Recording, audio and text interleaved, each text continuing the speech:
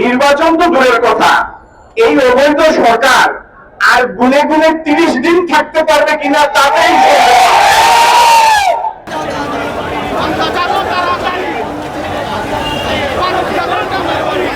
বাংলাদেশকে একদম রসাতলে নিয়ে গিয়েছে।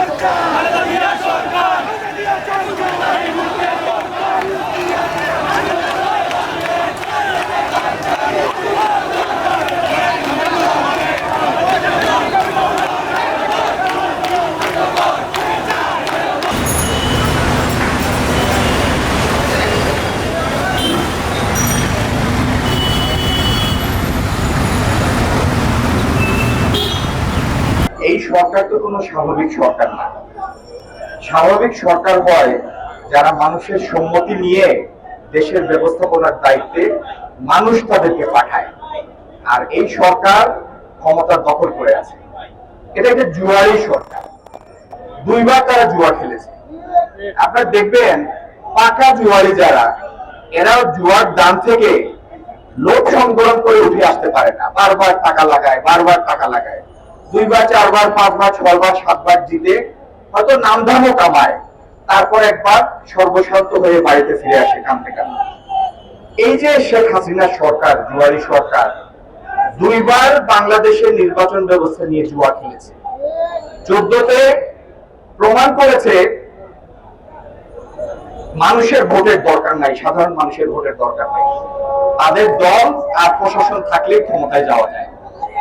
18 সনে প্রমাণ করেছে রাজনৈতিক দলেরও দরকার নাই, আওয়ামী লীগ দলেরও দরকার নাই, শুধু প্রশাসনে কতিপয় অনুগত আজ্ঞাবাহী লোকেরা, অংশীদার লোকজন কমান্ড পজিশনে থাকলে একটা দেশের রাষ্ট্রীয় ক্ষমতা দখলে রাখা যায়।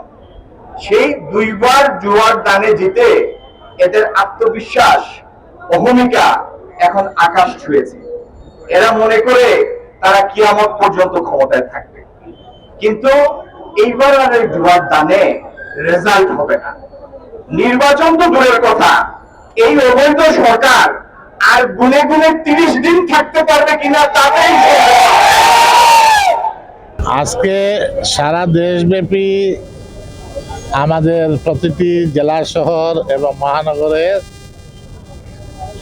এই স্বৈরাচারী সরকারের যে পতন আন্দোলন, এক দফা দাবির ভিত্তিতে যে আন্দোলনের ডাক এসেছে, এই এক দফা দাবি বাস্তবায়নের লক্ষ্যে গত পরশুদিন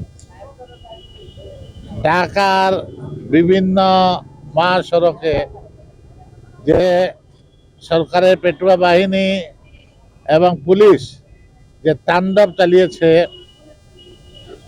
বিএনপির সদস্য নেতাকর্মীদেরকে আহত করেছে, বিএনপির স্ট্যান্ডিং কমিটির নেতাকে আহত করেছে, ডাকসু সাবেক বিপি আমানুল্লাহ আমানকে নির্যাতন করে গ্রেফতার করেছিল, পরবর্তীতে চাপের মুখে তাকে মুক্তি দিতে বাধ্য হয়েছে এবং অনেক নেতাকর্মীদেরকে গ্রেফতার করেছে।